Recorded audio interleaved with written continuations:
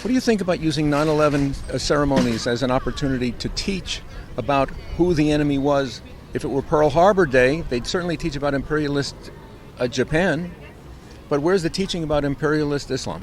When we talk about World War II, we absolutely talk about the battle against Nazism and fascism.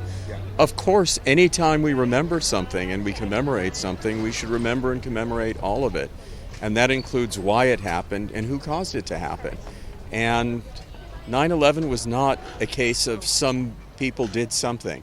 9/11 was an attack on America, attack on our way of life by radical Islamists who hate everything that this country stands for.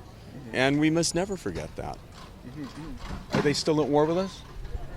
Yes, radical Islam is still at war with us. They are being funded today by Qatar, who funds the Muslim Brotherhood, who owns Al Jazeera, which propagandizes for radical Islam.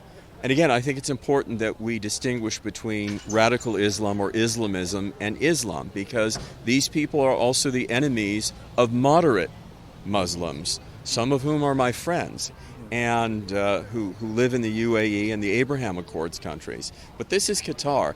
Qatar, which is basically a criminal regime.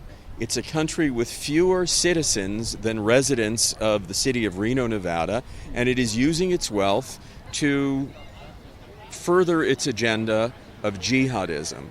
And they fund Al Jazeera, they fund Al Qaeda, they fund ISIS, they fund Hamas, and yet for some strange reason, although it's not strange when you see how they spend their money, they're considered a non-NATO ally.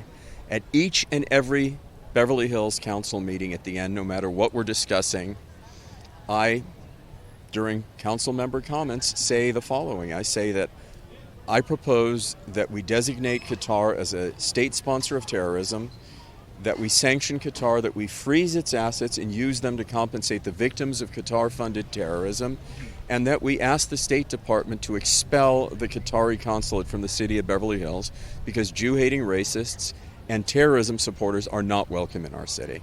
And certainly 9/11 is a teaching moment, and a moment that we should not only reflect upon what happened 24 years ago, but on what is happening right now as we speak with a nation, or if you can call it that, a terrorist entity, I would call them, that is supposedly a non-NATO ally, and that is anything but. Qatar is the enemy, not only of Israel, but of the United States.